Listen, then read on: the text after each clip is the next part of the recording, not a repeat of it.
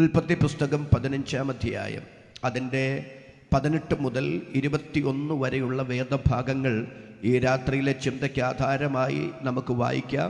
ഉൽപ്പത്തി പുസ്തകം 15-ാം അധ്യായം അതിൻ്റെ 18 മുതൽ 21 വരെയുള്ള വേദഭാഗങ്ങൾ. അന്ന് യഹോവ അബ്രാമിനോട് ഒരു നിയമം ചെയ്തു. നിന്റെ സന്തതിക്ക് ഞാൻ മിസ്രയീം നദി തുടങ്ങി ഫ്രാത്ത് നദിയായ മഹാനദി വരെയുള്ള ഈ ദേശത്തെ കേന്യർ, കെനീസ്യർ, കദ്മോന്യർ, ഹിത്യർ, പെരിസ്യർ, എഫായിമ്യർ, അമോര്യർ, കനാന്യർ, ഗിർഗസ്യർ, യബൂസ്യർ എന്നിവരുടെ ദേശത്തെ തന്നെ തന്നിരിക്കുന്നു എന്ന് അരുളി ചെയ്തു. നല്ല വാക്യത്തിനായി നമ്മുടെ കരങ്ങൾ ഉയർത്തി ദൈവത്തിന് സ്തോത്രം ചെയ്യാം. ഉൽപ്പത്തി പുസ്തകം 15-ാം അധ്യായം പഴയ നിയമ ഇസ്രായേലിൻ്റെ വാഗ്ദത്തങ്ങളുടെ അടിത്തറകളുടെ അധ്യായമെന്നാണ് വേദപണ്ഡിതാക്കൾ വിശേഷിപ്പിച്ചിരിക്കുന്നത്. അതിപ്രധാനമായ 3 പരാമർശങ്ങളോടുകൂടെ ഉൽപ്പത്തി 15 ആരംഭിക്കുന്നു. ഒന്നാമത്തെ പദപ്രയോഗം ഇതാണ്: അനന്തരം ദർശനത്തിൽ ദൈവം അബ്രാമിനോട് പറയുന്നു, അബ്രാമേ, നീ ഭയപ്പെടണ്ട. എന്താ അബ്രാമിനോട് ഭയപ്പെടണ്ടെന്ന് പറയാൻ കാരണം? 14-ാം അധ്യായം ഒരു യുദ്ധത്തിൻ്റെ അധ്യായമാണ്. പ്രബലരായ 4 രാജാക്കന്മാർ 5 രാജാക്കന്മാരെ പരാജയപ്പെടുത്തി. അവരെയും അവർക്കുള്ളതിനെയും ഉള്ളവരെയും അപഹരിച്ചു കൊണ്ടുപോയി. അങ്ങനെ കൊള്ളയായി പോയവരുടെ കൂട്ടത്തിൽ സോദോമിൽ പാർക്കുന്ന അബ്രാമിന്റെ സഹോദരപുത്രനായ ലോത്തുമുണ്ട്. ഓടിപ്പോകുന്ന ഒരുവൻ വന്ന് അബ്രാമിനോട് പറയുന്നു, കൊള്ളയായവരുടെ കൂട്ടത്തിൽ താങ്കളുടെ സഹോദരപുത്രനുമുണ്ട്. തനിക്കൊരു മകനില്ലാത്ത സ്ഥാനത്ത് എല്ലാമായി കരുതിയിരിക്കുന്ന ലോത്തും കൊള്ളയായി പോയവരുടെ കൂട്ടത്തിലുണ്ടെന്നറിഞ്ഞപ്പോ മുമ്പും പിമ്പും നോക്കാതെ, പ്രത്യാഘാതങ്ങൾ എന്താകുമെന്നൊരു വിലയിരുത്തലിനു മുതിരാതെ, തൻ്റെ വീട്ടിൽ പിറന്നു വീണു വളർന്ന 318 അഭ്യാസികളുമായി അവരുടെ പിറകെ പുറപ്പെടുകയാണ്. ഈ 318മായി പോയാൽ 4 പ്രബല രാജാക്കന്മാരെ അവരുടെ ആയിരക്കണക്കിന് സൈന്യത്തെ പരാജയപ്പെടുത്താൻ പറ്റുമോ എന്നൊരു വിലയിരുത്തലിനൊന്നും മുതിരാൻ നേരമില്ല. അത്ര ഊഷ്മളമാണ് സഹോദരപുത്രനോടുള്ള സ്നേഹാധിക്യം. അങ്ങനെ ഇവരുമായി പുറപ്പെട്ട് ആ 4 രാജാക്കന്മാരെ പരാജയപ്പെടുത്തി 5 രാജ്യങ്ങളെ സ്വതന്ത്രരാക്കി, അവരെ സുരക്ഷിത താവളത്തിലാക്കി, ലോത്തിനെയും സുരക്ഷിത മേഖലയിലാക്കി. ആ ദൈവ മനുഷ്യൻ തൻ്റെ കൂടാരത്തിനകത്ത് വരുമ്പോഴാണ് വികാരം വിവേകത്തിന് വഴിമാറിയത്. ഇപ്പോഴ് അബ്രാം ചിന്തിക്കാൻ തുടങ്ങിയത്, ദൈവമേ, ഞാൻ എന്താ കാട്ടിക്കൂട്ടിയത്? ആരെയാ താൻ പരാജയപ്പെടുത്തിയത്? അജയ ശക്തികളായി ഇതുവരെ നിലനിന്ന 4 രാജാക്കന്മാരെയാണ്. അവരെന്നെ തെറ്റിദ്ധരിച്ചിരിക്കുകയാണ്. എൻ്റെ സഹോദരപുത്രനോടുള്ള സ്നേഹാധിക്യം നിമിത്തമാണ് ഞാൻ ഇത് ചെയ്തതെന്നൊന്നും അവർക്കറിഞ്ഞുകൂടാ. ഞാൻ അവർക്കൊരു പേടി സ്വപ്നമായി മാറി. ഞാൻ അവരുടെ ഭീഷണിയായി മാറി, കണ്ണിലെ കരടായി മാറി.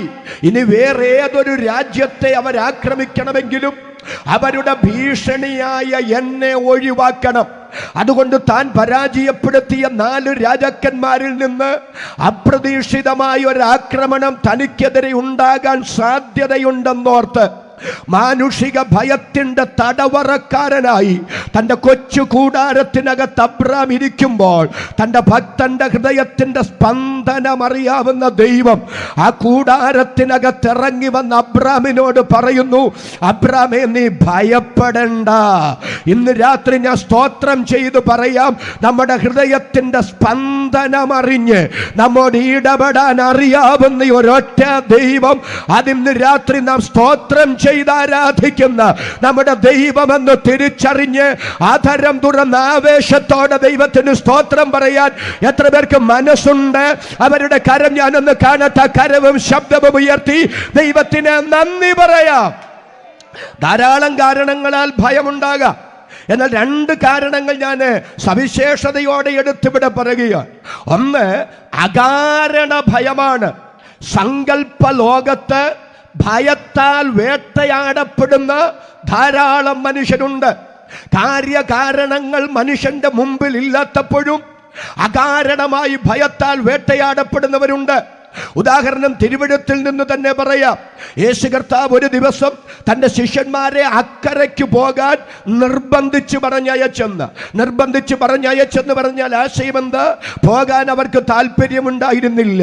എന്നാൽ യേശുവിൻ്റെ സ്നേഹപൂർവമായ നിർബന്ധത്തിന് വിധേയപ്പെട്ട് അവർ യാത്ര ആരംഭിച്ചു. പക്ഷേ അല്പദൂരം മുന്നോട്ട് പോയപ്പോൾ കാറ്റ് വീശി അടിക്കാൻ തുടങ്ങി, തിര തള്ളിക്കയറാൻ തുടങ്ങി. ആ പടക് മുങ്ങുകയാണ്. തിരുവെഴുത്തിൽ ഇങ്ങനെ വായിക്കുന്നു, പടകോ കരവിട്ടു പല നാഴിക ദൂരത്തായി. ഒന്നുകൂടെ പറയാം, കരയിൽ നിന്ന് ദൂരമേറെ താണ്ടി, പക്ഷെ ലക്ഷ്യസ്ഥാനത്തെത്തിയിട്ടില്ല. നമ്മുടെ ഗ്രാമീണ ഭാഷയിൽ ഇങ്ങനെ പറയാം, ഇപ്പോഴവരൊരു നടുക്കടലിലാണ്. മുൻപോട്ടും വയ്യ, പിറകോട്ടും വയ്യ. കാറ്റു വീശി അടിക്കുന്നു, തിര തള്ളിക്കയറുന്നു, ആ പടക് മുങ്ങിക്കൊണ്ടിരിക്കുന്നു. അവരുടെ മനസ്സ് നിങ്ങളൊന്ന് വായിച്ചേ. തമ്പുരാനെ, ഇത് ഞങ്ങളുടെ തന്നിഷ്ടത്തിന് എടുത്തു ചാടിയതല്ല. ഞങ്ങൾക്ക് ആഗ്രഹമില്ലാതിരുന്നിട്ടും അങ്ങ് ഞങ്ങളെ നിർബന്ധിച്ച് പറഞ്ഞയച്ചതാണ്. ഇതങ്ങയുടെ ഹിതമാണ്, ഇതങ്ങയുടെ നിയോഗമാണ്, ഇതങ്ങയുടെ പദ്ധതിയാണ്. അങ്ങയുടെ നിയോഗമായിരുന്നിട്ടും അങ്ങയുടെ ഹിതമായിരുന്നിട്ടും എന്തുകൊണ്ട് ഇങ്ങനെയൊരു പ്രതിസന്ധി? ഇന്ന് രാത്രി കൃത്യവും വ്യക്തവുമായ ദൈവഹിതത്തിനും ദൈവിക നിയോഗത്തിനും ചുവടെടുത്തു വെച്ചിട്ട് പ്രതീക്ഷിക്കാത്ത പ്രതിസന്ധി ജീവിതത്തിൽ വന്നു കയറി. ഇത് ദൈവഹിതമാണെങ്കിൽ എന്തുകൊണ്ട് ഇങ്ങനെ സംഭവിച്ചു എന്ന് ആശങ്കപ്പെട്ട് വച്ചകാല് തിരിച്ച് പിറകോട്ട് വച്ചാലോ എന്ന് ചിന്തിക്കുന്ന ആരെങ്കിലും ഇതിൻ്റെ അകത്ത് വന്നിരിപ്പുണ്ടെങ്കിൽ ഇന്ന് രാത്രി സ്വർഗം പറയുന്നു, നിന്റെ മുമ്പിൽ വെളിപ്പെട്ട പ്രതിസന്ധികളെ കണ്ടുകൊണ്ട് ദൈവഹിതത്തെയും ദൈവിക നിയോഗത്തെയും ഇട്ടെറിഞ്ഞേച്ച് പിറകോട്ട് പോകരുത്. തമ്പുരാൻ കൈമാറിയ ദൈവം തന്ന നിയോഗത്തിന്റെ അകത്ത്, ദർശനത്തിന്റെ അകത്ത് ഉറച്ചു നിന്നുകൊള്ളുക. നിന്റെ പ്രതിസന്ധിക്കെതിരെ ചലിക്കുന്ന ശക്തികളുടെ ഇടയിൽ നിനക്ക് വേണ്ടി ചലിക്കുന്ന ദൈവകരം ഇന്ന് രാത്രി താങ്കൾ കാണുമെന്ന് ദൈവത്തിന്റെ പരിശുദ്ധാത്മാവ് തന്റെ വചനത്തിലൂടെ ദൂത് പറയുമ്പോൾ ആധാരം തുറന്ന് ദൈവത്തിന് സ്തോത്രം പറയാൻ എത്ര പേർക്ക് മനസ്സുണ്ട്? അവർക്കായി ഞാൻ ദൈവത്തെ സ്തുതിക്കുന്നു. പോരാ, കരമുയർത്തി, ശബ്ദമുയർത്തി ദൈവത്തെ സ്തുതിക്കാം.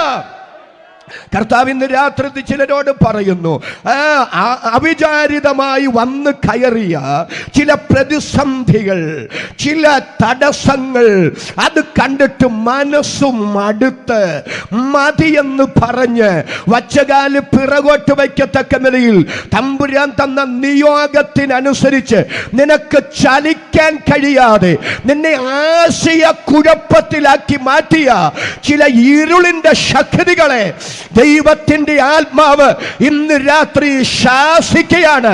കർത്താവ് ഇന്ന് രാത്രി പറയുന്നു, ആശയക്കുഴപ്പം കൂടാതെ നീ ഇടത്തോട്ടോ വലത്തോട്ടോ തിരിയുമ്പോൾ ഇതാകുന്നു വഴി, ഇതിലെ പൊയ്ക്കൊള്ളുക എന്ന് നിനക്ക് ശരിയായ തലം വ്യക്തവും കൃത്യവുമായി വെളിപ്പെടുത്തി തന്ന് നിനക്ക് കൈമാറിയ നിയോഗം പൂർത്തീകരിക്കത്തക്ക നിലയിൽ നിന്നോടൊപ്പം ചലിക്കുന്ന ദൈവ സാന്നിധ്യമുണ്ടെന്ന് എത്ര പേർക്ക് തിരിച്ചറിഞ്ഞ് കർത്താവിന് സ്തോത്രം പറയാൻ കഴിയും?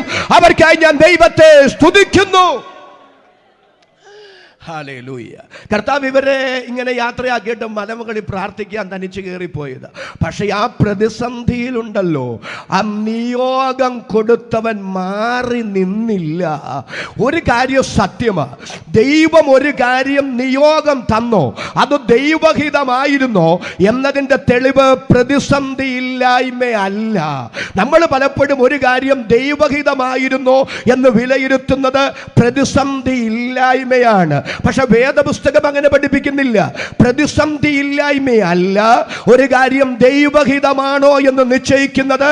ദൈവഹിതമാണെങ്കിലും പ്രതിസന്ധി ഉണ്ടാകാം. പക്ഷെ ആ പ്രതിസന്ധികളിൽ നിയോഗം തന്നവൻ മാറി നിൽക്കില്ല. ആ നിയോഗം തന്നവൻ നിനക്ക് വേണ്ടി ഇടപെടും. എത്ര പേർക്ക് ഇന്ന് രാത്രി ആധാരം തുറന്ന് തൻ്റെ ഇടത്തോട് ആമേൻ പറയാൻ കഴിയും? ഇന്ന് രാത്രി അഭിഷക്തന്മാരോട് ഇന്ന് രാത്രി ദൈവജനത്തോട് ദൈവാത്മാവ് ഈ ദൂത് കൈമാറുകയാ. ദൈവത്തിന്റെ നിയോഗത്തിൽ നിലനിന്നു. ദൈവം ഇടപെടുന്നത് താങ്കളുടെ കണ്ണുകൊണ്ട് താങ്കൾ കാണും. ഇതിൽ പരമൊരു ദൈവ ശബ്ദം ഇന്ന് രാത്രി വേണോ? വിശ്വാസത്താൽ സ്തോത്രം പറയാൻ എത്ര ആധാരങ്ങളുണ്ട്, ഉയർത്താൻ എത്ര കരങ്ങളുണ്ട്. അവർക്കായി ഞാൻ ദൈവത്തെ സ്തുതിക്കുന്നു. 4-ാം യാമത്തിൽ തിരകളുടെ മേൽ ചവിട്ടി കർത്താവ് ആ പടകനെ ലക്ഷ്യമാക്കി വരികയാണ്. പക്ഷെ കർത്താവ് കടന്നു വരുമ്പോ ഇവര് ഭയപ്പെട്ടു. എന്താ ഇവര് ഭയപ്പെടാൻ കാരണം? അത് സങ്കല്പ ലോകത്തെ ഭയമാണ്.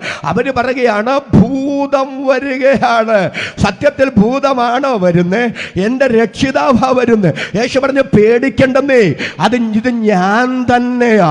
ഇന്ന് രാത്രി ഭക്ഷിക്കാൻ ആഹാരമുള്ളപ്പോഴും ധരിക്കാൻ വസ്ത്രം ദൈവം തന്നിരിക്കുമ്പോഴും കയറിക്കിടക്കാൻ വീടുള്ളപ്പോഴും നല്ല കുടുംബം, നല്ല കുഞ്ഞുങ്ങൾ, എല്ലാ അനുഗ്രഹങ്ങളും ദൈവം തന്നിട്ടുള്ളപ്പോഴും ദൈവം തന്നതൊന്നും സ്വസ്ഥതയോടെ സമാധാനത്തോടെ അനുഭവിക്കാൻ കഴിയാതെ സങ്കല്പ ലോകത്ത് ദുഷ്ടശക്തികൾ ഭയത്താൽ വേട്ടയാടുന്ന ഏതെങ്കിലും ഒരു വ്യക്തികൾ ഇന്ന് രാത്രി എന്നെ ശ്രദ്ധിക്കുന്നെങ്കിൽ പാമ്പുകളെയും തേളുകളെയും ചവിട്ടാൻ, ശത്രുവിന്റെ സകല ബലത്തെയും കെടുത്താൻ അധികാരം തന്ന യേശുവിന്റെ നാമത്തിൽ ഞങ്ങൾ ഒരുമിച്ച് കൽപ്പിക്കുന്നു.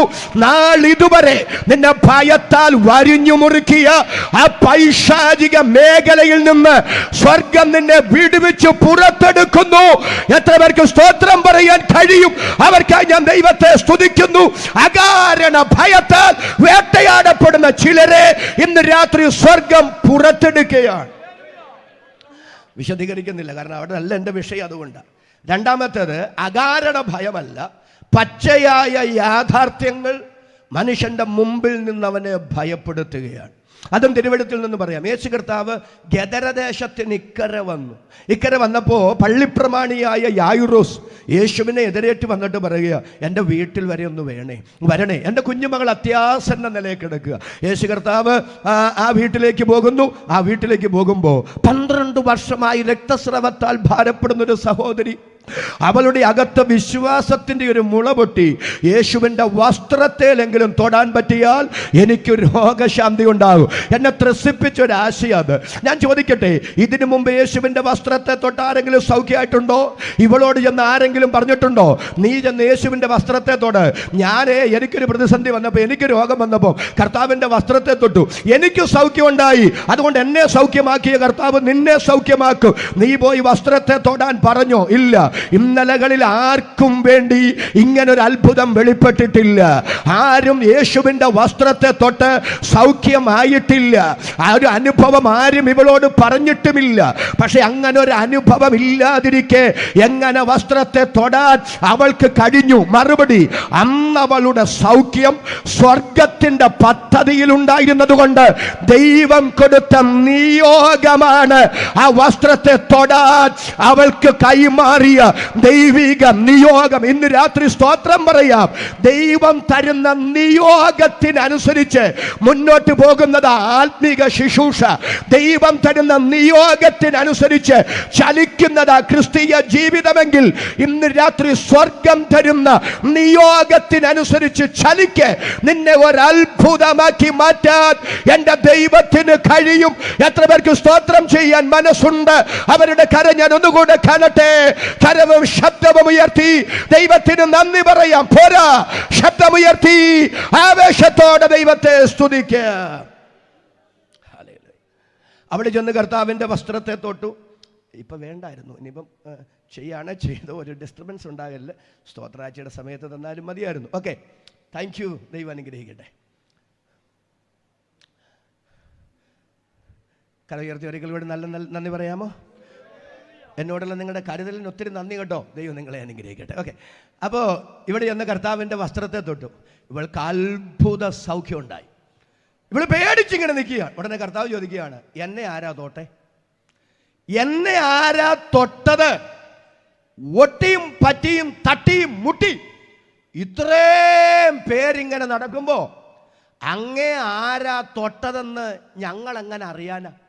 ആ പരുവത്തിൽ ശിഷ്യന്മാർ നിൽക്കുമ്പോൾ കർത്താവ് പറഞ്ഞ, ആരാണ്ട് എന്നെ എങ്ങനെയോ തൊട്ടതല്ല, എന്നെ വാസ്തവമായി ആരോ തൊട്ടു, എന്നിൽ നിന്ന് ശക്തി പുറപ്പെട്ടു.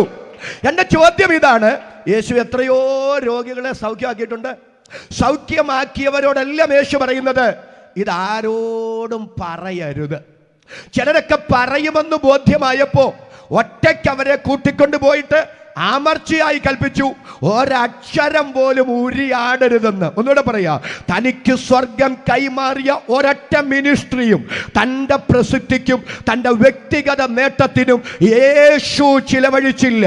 യേശു കർത്താവിൻ്റെ ആത്യന്തിക ലക്ഷ്യം പിതാവിൻ്റെ മഹത്വമായിരുന്നു. ഇന്ന് രാത്രി പന്തലിൽ ഇരിക്കുന്ന കൃപ ലഭിച്ച ദൈവമക്കൾ ഒരുമിച്ച് കരമൊന്ന് ഉയർത്തിപ്പിടിച്ചേ, എന്നിട്ട് സ്തോത്രം ചെയ്ത് ദൈവത്തോട് പറ, ദൈവമേ, എന്തെങ്കിലും എന്നിലൂടെ ചെയ്തെടുക്കുന്നുണ്ടെങ്കിൽ അതെന്റെ പുകഴ്ചയ്ക്കോ എൻ്റെ പ്രശസ്തിക്കോ ആകരുത്. എൻ്റെ ജീവനാലാകട്ടെ, എൻ്റെ മരണത്താലാകട്ടെ, ഞാൻ എന്ത് കഴിച്ചാലും എന്ത് കുടിച്ചാലും ആത്യന്തിക ലക്ഷ്യം എൻ്റെ ദൈവത്തിൻ്റെ നാമത്തിൻ്റെ മഹത്വം, അതിനുള്ള കൃപ എനിക്ക് തരണമെന്ന് കരമുയർത്തി സമർപ്പിച്ചവർക്കായി ഞാൻ ദൈവത്തെ സ്തുതിക്കുന്നു. മഹത്വമെല്ലാം ദൈവത്തിനുള്ളതാണ്. അപ്പൊ യേശുവിൻ്റെ ഉദ്ദേശശുദ്ധി ശരിയായിരുന്നെങ്കിൽ ഈ സൗഖ്യമാക്കിയ ആളെ കർത്താവിന് അറിയില്ലേ? ഈ സ്ത്രീയെ അറിയില്ലേ? ഇവളുടെ രോഗമറിയാം. 12 വർഷമായ രോഗത്തിന്റെ കാലപ്പഴക്കം കർത്താവിന് അറിയില്ലേ? അറിയാം. ശമരിയ സ്ത്രീയുടെ ജീവിത ചരിത്രം മുഴുവൻ അവളെ വായിച്ചു കേൾപ്പിച്ച കർത്താവിന് ഗലീല കടലിലൂടെ കടന്നുപോയ ആയിരക്കണക്കിന് മത്സ്യങ്ങളിൽ ഏത് മത്സ്യത്തിന്റെ വായിലാണ് ചതുർബ്രഹ്മപ്പണം ഇരിക്കുന്നതെന്ന് അറിയാവുന്ന കർത്താവ് കാട്ടത്തിയുടെ മുകളിൽ കയറി ഒളിച്ചിരിക്കുന്ന സക്കായിയെ പേര് വിളിച്ച് താഴെ ഇറക്കാൻ പറ്റുന്ന കർത്താവിന് നഥനിയേലിന്റെ ജീവിതത്തിന്റെ പരമാർത്ഥത മുഴുവൻ എല്ലാവരും കേൾക്ക വിളിച്ചു പറഞ്ഞ കർത്താവിന് ഇവളെ അറിയില്ലേ? ഇവളുടെ രോഗം അറിയില്ലേ? രോഗത്തിന്റെ കാലപ്പഴക്കം അറിയില്ലേ? ഇവളുടെ പൂർവീകരെ അറിയില്ലേ? അറിയാമെങ്കിൽ, ഉദ്ദേശശുദ്ധി ശരിയാണെങ്കിൽ അവൾ സൗഖ്യമായി. അവൾ ആരും അറിയാതെ വീട്ടിൽ പോകട്ടെന്ന് കർത്താവ് വിചാരിച്ചാ പോരെ? അങ്ങനെ വിചാരിക്കാതെ എല്ലാവരുടെയും മുമ്പിൽ എന്തിനാ ഇവളെ പരസ്യമായി വെളിപ്പെടുത്തിയത്? അങ്ങനെ വെളിപ്പെടുത്താൻ കാരണം ഞാൻ പറയാം, ഇത് യായിറോസിനൊരു സന്ദേശമാ. യായിറോസേ, അടുത്തത് നീ കേൾക്കാൻ പോകുന്നത് ഒരു മനുഷ്യൻ എന്ന നിലയിൽ നിനക്ക് താങ്ങാൻ കഴിയാത്ത ഒരു വാർത്തയാ. പക്ഷേ ആ പ്രതിസന്ധി നടുവിലും യേശുവിലുള്ള വിശ്വാസം നിനക്ക് കൈമോശം വരാതിരിക്കാനും കർത്താവിലുള്ള ആശ്രയബോധം നഷ്ടപ്പെടാതിരിക്കാനും നിന്നെ യേശുവിനോട് ചേർത്ത് നിർത്താനുള്ള ദൈവിക ഇടപെടലാണ്. അവൾക്കുണ്ടായ രോഗശാന്തിയും അവളെ പരസ്യമായി വെളിപ്പെടുത്തിയതും. ഇന്ന് രാത്രി ഇവിടെ ഇരിക്കുന്ന അഭിഷക്തന്മാരും ഇവിടെ ഇരിക്കുന്ന ദൈവമക്കളും ഈ യാഥാർത്ഥ്യം തിരിച്ചറിയണം. നമ്മൾ കഴിവുകൊണ്ടൊന്നും ഇവിടെ ഇരിക്കുന്നതല്ല. ഒരു വേളയെങ്കിലും മനസ്സ് പതറാത്ത ആരാ ഇവിടെ ഉള്ളേ? എൻ്റെ ദൈവമേ, ഒരു സഭാ ചാർജും വേണ്ട, ട്രാക്ട് കൊടുത്ത് നടന്നേക്കാവുന്ന ഒരിക്കലെങ്കിലും പറയാത്ത ആരാ ഇവിടെ ഉള്ളേ? ഇറങ്ങിത്തിരിച്ചിട്ട് ഉദ്ദേശിച്ചതുപോലൊന്നും അല്ലല്ലോ തമ്പുരാനെ എന്ന് ചിന്തിച്ച് വന്നിടത്തേക്ക് തന്നെ തിരിച്ചു പോയാലോ എന്ന് ഹൃദയം കൊണ്ട് ആലോചിച്ചവരൊക്കെ ഇവിടെ ഇല്ലേ? പക്ഷെ എൻ്റെ ചോദ്യം, എന്താ തകരാഞ്ഞേ? എന്താ വീഴാഞ്ഞേ? എന്താ പോകാഞ്ഞേ? എന്താ നിലനിൽക്കുന്നേ? ഒറ്റ കാരണേ ഉള്ളൂ. ഞാൻ തകർന്നപ്പോഴും, ഞാൻ ക്ഷീണിച്ചപ്പോഴും, എൻ്റെ മനസ്സുകൊണ്ട് ഞാൻ പിന്മാറിയപ്പോഴും സാരമില്ലെന്നേ, നിനക്ക് എൻ്റെ വിളി നിന്റെ മേലുണ്ട്. എൻ്റെ പദ്ധതിയിൽ ഞാൻ നിന്നെ കണ്ടതാ, എൻ്റെ തെരഞ്ഞെടുപ്പുണ്ട് എന്ന് സ്വർഗം നടത്തിയ ഇടപെടലല്ലേ ഇന്ന് രാത്രിയും ഇതിനകത്തിരുന്ന് എൻ്റെ ദൈവത്തിന് സ്തോത്രം പറയാൻ ഇടവന്നത്? അതെ, ആ ദൈവിക ഇടപെടലുകൾക്കായി ഞാൻ ദൈവത്തെ സ്തുതിക്കുന്നു. ഹല്ലേലൂയ. ഈ സംഭവം നടന്നു കഴിഞ്ഞപ്പോഴാണ് യായിറോസിന്റെ വീട്ടിൽ നിന്ന് ആള് വന്നത്. ആള് പറയുകയാണ്, ഇനി ഗുരുവിനെ അസഹ്യപ്പെടുത്തണ്ട, കാര്യം കൈവിടപ്പെട്ടു പോയി. യായിറോസിന്റെ മുമ്പിൽ ഭയങ്കര പ്രതിസന്ധി, പർവ്വതം പോലെ പ്രതിസന്ധി. പക്ഷെ എൻ്റെ പൊന്നു കർത്താവ് യായിറോസിനോട് പറയുക, യായിറോസേ ഭയപ്പെടണ്ട, വിശ്വസിക്കാൻ മാത്രം ചെയ്യുക. യായിറോസിന്റെ ഭയം അകാരണ ഭയമല്ല. പച്ചയായ യാഥാർത്ഥ്യങ്ങൾ അവന്റെ കണ്ണിന്റെ മുമ്പിൽ നിന്ന് അവനെ ഭയപ്പെടുത്തുകയാണ്. KJ തോമസ് പാസ്റ്ററേ, എൻ്റെ ഭയം, ഞാൻ അനുഭവിക്കുന്ന ഭയം അകാരണ ഭയമല്ല. കാര്യകാരണങ്ങൾ, യാഥാർത്ഥ്യങ്ങൾ എന്നെ ഭയപ്പെടുത്തുകയാണ്. പക്ഷെ ഇന്ന് രാത്രി നിങ്ങളെ ഭയപ്പെടുത്തുന്ന യാഥാർത്ഥ്യങ്ങൾ എന്തു തന്നെയാണെങ്കിലും അതിനെ കൈകാര്യം ചെയ്യാൻ അധികാരമുള്ളവൻ താങ്കളുടെ തലയിൽ കൈവച്ച് ഇന്ന് രാത്രി ദൈവ ശബ്ദം നിങ്ങൾക്ക് കൈമാറുന്നു. നീ ഭയപ്പെടണ്ട, അതിനെ പരിഹരിക്കാൻ ഞാൻ വിശ്വസ്തനാണ്, ഞാൻ ശക്തനാണ്. എത്ര പേർക്ക് ആധാരം തുറന്ന് ഇന്ന് രാത്രി സ്തോത്രം പറയാൻ കഴിയും? അവർക്കായി ഞാൻ ദൈവത്തെ സ്തുതിക്കുന്നു.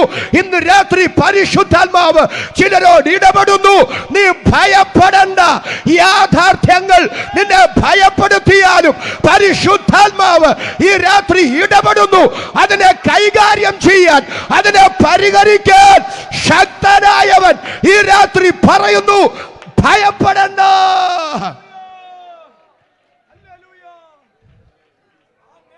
എത്ര പേർക്ക് വിശ്വാസത്താൽ സ്തോത്രം പറയാൻ കഴിയും?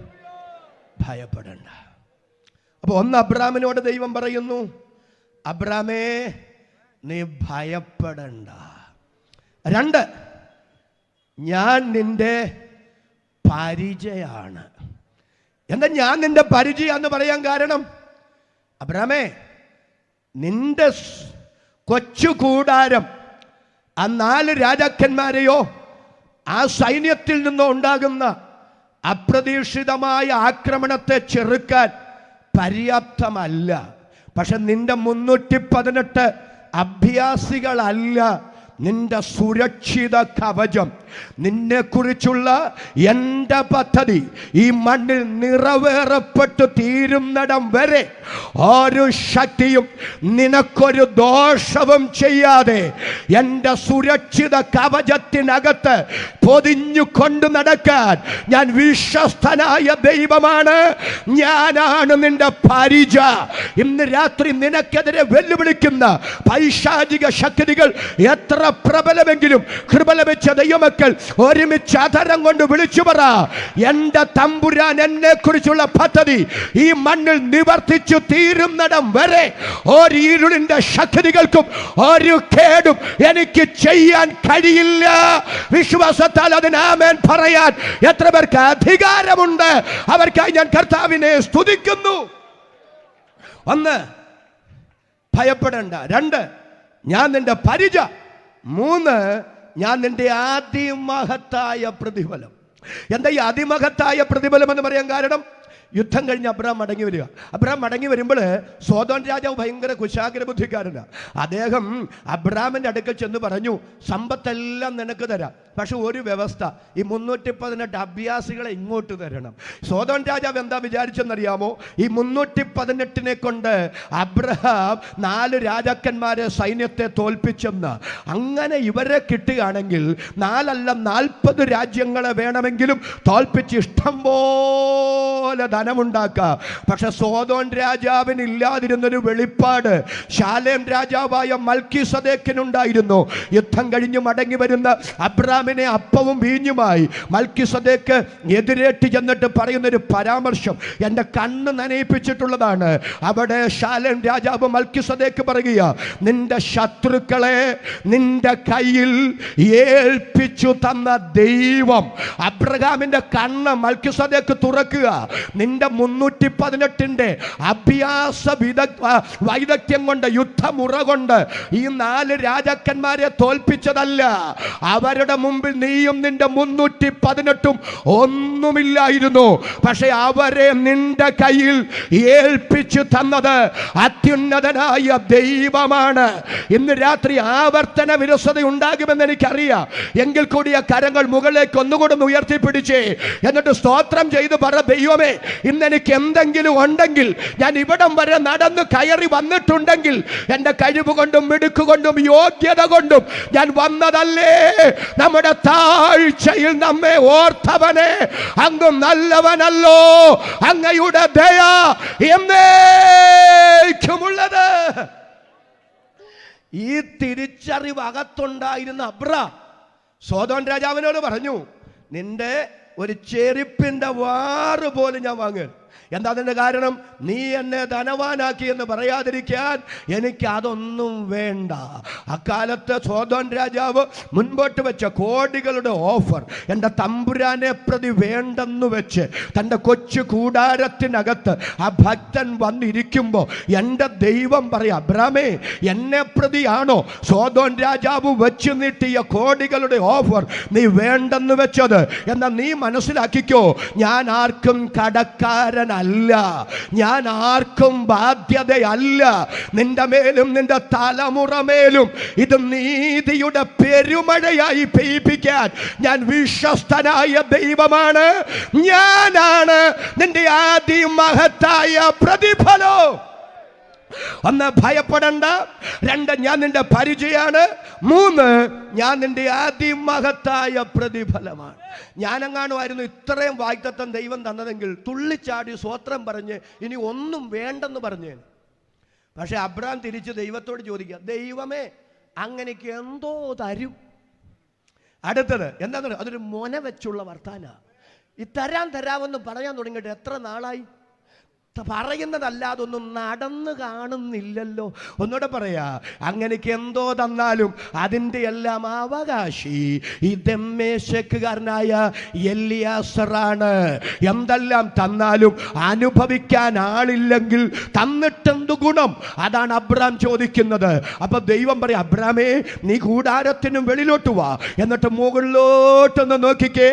ആകാശത്തിലെ നക്ഷത്രങ്ങളെ നീ കണ്ടോ? നിനക്കതിനെ എണ്ണാൻ പറ്റുമോ? എന്നാൽ നീ മനസ്സിലാക്കിക്കോ, ആകാശത്തിലെ നക്ഷത്രങ്ങളെ പോലെ ഞാൻ നിനക്ക് തലമുറകളെ തരും. ഹല്ലേലൂയ. അബ്രാം അത് വിശ്വസിച്ചു. ദൈവം അത് അവന് നീതിയായി കണക്കിട്ടോ. അപ്പൊ ഉൽപ്പത്തി പുസ്തകം 1-ാം അധ്യായത്തിലെ 15-ാം അധ്യായത്തിലെ 1-ാമത്തെ വാഗ്ദത്തം തലമുറകളെ കുറിച്ചുള്ള വാഗ്ദത്തം. എന്താ വാഗ്ദത്തം? നിന്റെ തലമുറകളെ ആകാശത്തിലെ നക്ഷത്രങ്ങളെ പോലെ ഞാനാക്കും. കരമുയർത്തി ഒരിക്കൽ കൂടി ദൈവത്തിന് സ്തോത്രം ചെയ്യാം. ഇനി ഒരു പ്രധാന വിഷയത്തിലേക്ക് ഞാൻ കയറുക. അതിനു മുമ്പ് അങ്ങ് സ്വോത്രാഴ്ച എടുക്കുകയാണെങ്കിൽ നമുക്ക് അതിനിടയ്ക്ക് ഒരിടവേള വേണ്ട. ആ വിഷയം ഒരല്പം ഗൗരവമായതുകൊണ്ട് അത് നിങ്ങൾക്കൊന്ന് വ്യക്തമാകപ്പെടാൻ ഇപ്പം നമുക്ക് സ്വോത്രാഴ്ചയ്ക്ക് സമയത്തെ വേർതിരിക്കാം. കർത്താവ് നമ്മെ വിഷയത്തിലേക്ക് നമുക്ക് മടങ്ങി വരാം. അപ്പോൾ 1 ഉൽപ്പത്തി പുസ്തകം 15-ാം അധ്യായത്തിലെ 1-ാമത്തെ വാഗ്ദത്തം തലമുറകളെ കുറിച്ചുള്ള വാഗ്ദത്തം. ആകാശത്തിലെ നക്ഷത്രങ്ങളെ പോലെ ഞാൻ നിനക്ക് തലമുറകളെ തരും.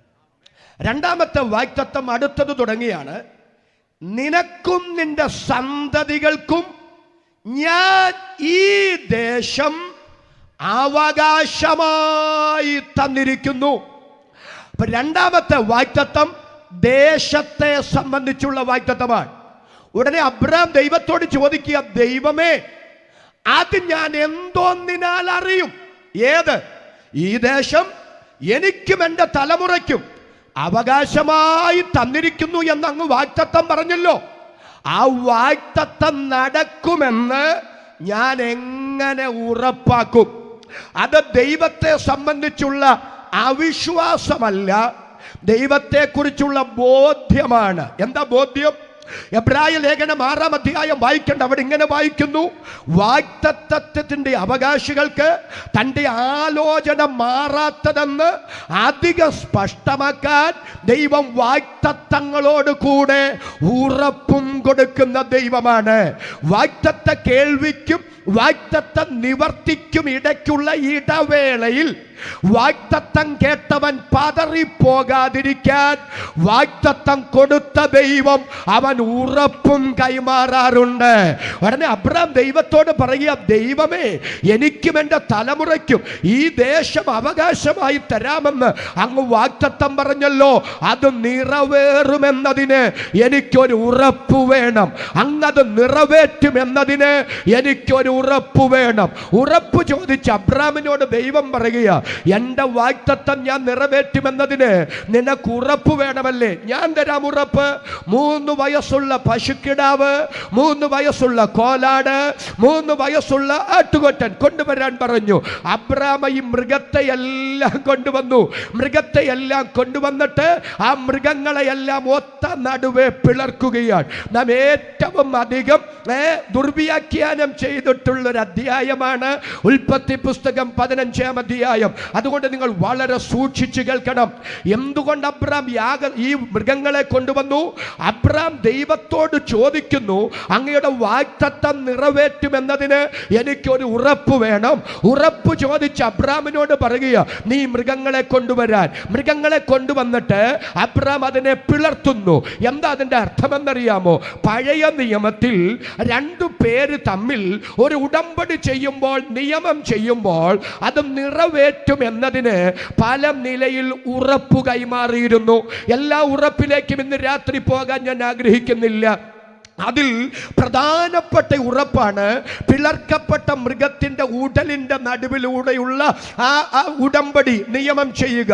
അത് എടുത്തു ചാടി ആവേശത്തിൽ ചെയ്യാൻ പാടില്ല. വളരെ സൂക്ഷിച്ച്, വളരെ ശ്രദ്ധിച്ച്, വളരെ ആലോചിച്ചു വേണം അങ്ങനെ ഒരു ഉടമ്പടി ചെയ്യാൻ. എന്താ അതിൻ്റെ കാരണമെന്നറിയാമോ? ഏതെങ്കിലും കാരണവശാൽ ഈ ഉടമ്പടി ലംഘിച്ചാൽ ലംഘിക്കുന്നവനെ ഈ മൃഗ പോലെ പിളർത്തിക്കളയാം. ഒന്നുകൂടെ പറയാം, ഉടമ്പടി ചെയ്യേണ്ടുന്ന 2 പേര് 2 സൈഡിൽ നിന്ന് പിളർക്കപ്പെട്ട മൃഗത്തിന്റെ ഉടലിന്റെ നടുവിലൂടെ ഊറി ഇറങ്ങി വന്ന രക്തത്തെ സാക്ഷിയാക്കി നിയമം ചെയ്യുകയാണ്. ഇത് ഞാൻ താങ്കളോട് 100% നിവർത്തിച്ചു കൊള്ളാം. ഒരു കാരണവശാലും ഞാൻ ഈ ഉടമ്പടി ലംഘിക്കില്ല. അങ്ങനെ ഉടമ്പടി ലംഘിക്കുന്ന പക്ഷം ഈ മൃഗത്തെ പോലെ പിളർത്തി കളയാം. അല്പം കൂടെ ഗൗരവമായി ഞാൻ പറയാം, ഈ ഉടമ്പടി ചെയ്ത് അത് ലംഘിച്ചാൽ പിന്നെ അഴിവില്ല, പിന്നെ ഭേദഗതിയില്ല. അതിന്റെ തെളിവ് ഞാൻ വേദപുസ്തകത്തിൽ നിന്ന് തരാം. യിരെമ്യാ പ്രവാചകന്റെ പുസ്തകം എന്നെടുത്തോളൂ. യിരെമ്യാ പ്രവാചകന്റെ പുസ്തകം 34-ാം അധ്യായം അതിന്റെ 18-ാമത്തെ വാക്യം. യിരെമ്യാ പ്രവാചകന്റെ പുസ്തകം 34-ാം അധ്യായം 18-ാമത്തെ വാക്യം. കാളക്കുട്ടിയെ 2ആയി പിളർന്ന് അതിന്റെ പിളർപ്പുകളുടെ നടുവെ കടന്നുകൊണ്ട് എന്റെ മുമ്പാകെ ചെയ്ത നിയമത്തിലെ സംഗതികൾ നിവർത്തിക്കാതെ എന്റെ നിയമം ലംഘിച്ചിരിക്കുന്നവരെ കാളക്കുട്ടിയുടെ പിളർപ്പുകളുടെ നടുവെ കടന്നുപോയ യഹൂദ പ്രഭുക്കന്മാരെയും യെരുശലേം പ്രഭുക്കന്മാരെയും ഷണ്ഡന്മാരെയും പുരോഹിതന്മാരെയും ദേശത്തിലെ സകല ജനത്തെയും തന്നെ ഞാൻ ഏൽപ്പിക്കും. കരങ്ങൾ ഉയർത്തി ഒരു നല്ല സ്തോത്രം ശബ്ദം ഉയർത്തി എന്ന് പറഞ്ഞ്, നിങ്ങൾക്ക് മനസ്സിലായിട്ടില്ലെന്ന് എനിക്കറിയാം, വളരെ ശ്രദ്ധിച്ചിരിക്കുക. സിദക്കിയാവ് എന്ന് പറയുന്ന യഹൂദ രാജാവ് ആ വാണരുളുന്ന കാലം, ആസന്നമായ ബാബിലോണിയ പ്രവാസം, ആ പ്രവാസം സംഭവിച്ചുകൊണ്ടിരിക്കുന്ന സമയത്ത് ദൈവത്തിന്റെ ദാസനായ പ്രവാചകൻ യിരെമ്യാവ് ആ പ്രവാസത്തിന്റെ കാരണം എന്താണെന്ന് ഇവരെ പറഞ്ഞു മനസ്സിലാക്കുകയാണ്. എന്താ കാരണമെന്നറിയാമോ? ദൈവം യഹൂദന് പ്രമാണം കൊടുത്തു, 6 വർഷം ഒരു എബ്രായ അടിമയെ കൊണ്ട് വേല ചെയ്യിപ്പിക്കണം, 7ാമത്തെ വർഷം അവരെ സ്വതന്ത്രരായി വിട്ടയക്കണം. അത് ദൈവം കൊടുത്ത പ്രമാണമാണ്. പക്ഷെ പല 6 കഴിഞ്ഞിട്ടും ഇവരെ അടിമകളെ സ്വതന്ത്രരാക്കിയില്ല. ദൈവം പറഞ്ഞു, അത് പാപമാണ്, അത് അകൃത്യമാണ്, നിമിത്തമാണ് ഞാൻ നിങ്ങളെ ശിക്ഷിക്കും. ഉടനെ ഈ പ്രവചന ദൂത് കേട്ട, ദൈവത്തിന്റെ ന്യായവിധിയുടെ ശബ്ദം കേട്ട ജനത്തിന്റെ ഇടയിൽ പാപബോധമുണ്ടായി. അവർ ഈ 6 വർഷം പൂർത്തിയായ അടിമകളെ സ്വതന്ത്രരാക്കി ഉണർവിന്റെ അത്യുച്ചകോടിയിൽ അവർ നിൽക്കുകയാണ്. അവിടം കൊണ്ട് അവരുടെ ഉണർവിന്റെ ആവേശം കെട്ടില്ല. അവർ ദൈവാലയത്തിൽ വന്നു. ദൈവാലയത്തിൽ വന്നിട്ട് കാളക്കിടാവിനെ ഒത്ത നടുവെ പിളർത്തി. പിളർത്തപ്പെട്ട കാളക്കിടാവിന്റെ ഉടലിന്റെ നടുവിലൂടെ പോയി അവർ ദൈവത്തോട് ഉടമ്പടി ചെയ്തു. ദൈവമേ, 6 വർഷം പൂർത്തിയായ അടിമകളെ സ്വതന്ത്രമാക്കണമെന്ന് അങ്ങ് ഞങ്ങളോട് പറഞ്ഞു. പക്ഷെ ഞങ്ങളത് ലംഘിച്ചു. കർത്താവേ, അങ്ങയുടെ ദാസനിലൂടെ അങ്ങ് ഞങ്ങളോട് മുന്നറിയിപ്പ് തന്നു. ഞങ്ങൾ ആ ദൂത് ഏറ്റെടുത്തു. ഞങ്ങൾ അടിമകളെ സ്വതന്ത്രമാക്കി. ഞങ്ങൾ അങ്ങയോടൊരു നിയമം ചെയ്യുകയാണ്. എന്താ ചെയ്യുന്ന നിയമം? ഇനി ഒരിക്കലും ഞങ്ങൾ ഇത് ആവർത്തിക്കില്ല. കാളക്കിടാവിന്റെ ഉടലിന്റെ നടുവിലൂടെ പോയി അവര് ദൈവത്തോട് ഉടമ്പടി ചെയ്തു, നിയമം ചെയ്തു. ഞങ്ങളോട് ക്ഷമിക്കണം, ഞങ്ങളെ പ്രവാസത്തിന് വിട്ടുകൊടുക്കരുത്, ഇത് ഞങ്ങൾ ആവർത്തിക്കില്ല, അങ്ങുമായി ഞങ്ങൾ ഉടമ്പടി ചെയ്യുന്നു, ഇനി ഞങ്ങൾ ഇത് ആവർത്തിക്കില്ലെന്ന്. അങ്ങനെ ഉടമ്പടി ചെയ്ത് കുറച്ചു നാൾ കഴിഞ്ഞപ്പോഴാണ് ഇവർക്ക് തോന്നിയത് അത് വേണ്ടായിരുന്നെന്ന്. ഇസ്രായേലിനെ മിസ്രൈമിൽ നിന്ന് വിട്ടു കഴിഞ്ഞപ്പോഴല്ലേ ഫറവോന് തോന്നിയത് വേണ്ടായിരുന്നു എന്ന്. ഇതുപോലെ ഇവരും ചിന്തിച്ചു, അത്ര ആവേശമൊന്നും വേണ്ടായിരുന്നു. 6 വർഷം പൂർത്തിയായി. 7-ാം വർഷം സ്വതന്ത്രരായി വിട്ട എല്ലാ അടിമകളെയും അവർ തിരിച്ചു കൊണ്ടുവന്നു. എന്നിട്ട് ആ ഉടമ്പടി ലംഘിച്ചപ്പോൾ എൻ്റെ ദൈവം പ്രവാചകനിലൂടെ പറയുക, കാളക്കിടാവിൻ്റെ ഉടലിൻ്റെ നടുവിലൂടെ പോയി ഞാനുമായി ചെയ്ത നിയമം ലംഘിച്ചവരെ ഇനി എത്ര കരഞ്ഞാലും, ഇനി എത്ര നിങ്ങൾ നിലവിളിച്ചാലും, എന്തെല്ലാം ഉപാധി പറഞ്ഞാലും നിങ്ങൾക്ക് എക്സ്ക്യൂസ് ഇല്ല. നിങ്ങൾക്കിനി ഈ ശിക്ഷയിൽ നിന്ന് ഒഴിവാക്കപ്പെടലില്ല. ഞാൻ നിങ്ങളെ ന്യായം വിധിക്കാൻ പോകുകയാണ്. എന്താണ് അതിൻ്റെ ആശയം? പിളർക്കപ്പെട്ട മൃഗത്തിൻ്റെ ഉടലിൻ്റെ നടുവിലൂടെ പോയി നിയമം ചെയ്താൽ അത് ലംഘിക്കാൻ പാടില്ല. അത് ലംഘിച്ചാൽ ലംഘിക്കുന്നവനെ മൃഗത്തെ പോലെ പിളർത്തിക്കളയാം. അബ്രാം ദൈവത്തോട് പറയുന്നു, ഈ വാഗ്ദത്തം അങ്ങ് നിറവേറ്റുമെന്നതിന് എനിക്കൊരു ഉറപ്പ് വേണം. അബ്രാമിനോട് ദൈവം പറയുക, നീ മൃഗങ്ങളെ കൊണ്ടുവാ.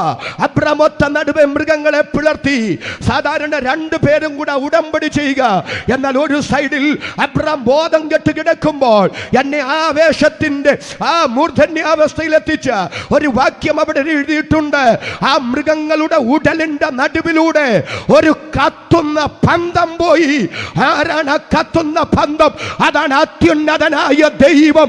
ആ ദൈവത്തിന്റെ സാന്നിധ്യം. കരമുയർത്തി ഒരിക്കൽ കൂടി ശക്തിയോടെ ദൈവത്തിന് സ്തോത്രം ചെയ്യുക. അബ്രാമേ, എന്റെ വാഗ്ദത്തം ഞാൻ നിറവേറ്റുമെന്നതിന് നിനക്ക് ഉറപ്പ് വേണമല്ലേ? ഞാൻ തരാം ഉറപ്പ്. എന്താ ഉറപ്പ്? പിളർത്തപ്പെട്ട മൃഗത്തിന്റെ ഉടലിന്റെ നടുവിലൂടെ പോയി ആ ഉടമ്പടി ലംഘിച്ചാൽ ലംഘിക്കുന്നവനെ കൊല്ലാമെന്ന അതിന്റെ അർത്ഥമെങ്കിൽ എന്റെ വാഗ്ദത്തം ഞാൻ നിറവേറ്റുമെന്നതിന് നിനക്കെനിക്ക് തരാനുള്ള ഉറപ്പ് എന്റെ ജീവനാണ്. കരമുയർത്തി, ശബ്ദമുയർത്തി ഈ രാത്രി എത്ര പേർക്ക് സ്തോത്രം പറയാൻ കഴിയും? ഈ ആവേശം പോരാ, കരവും ശബ്ദവും ഉയർത്തി ദൈവത്തിന് സ്തോത്രം പറയാ. നിനക്കും നിന്റെ തലമുറയ്ക്കും ഈ ദേശം ഞാൻ അവകാശമായി തരും. എന്നിട്ടാ പറയുന്നത്, അന്ന് യഹോവ അബ്രാമിനോട് ഒരു നിയമം ചെയ്തു എന്ന്.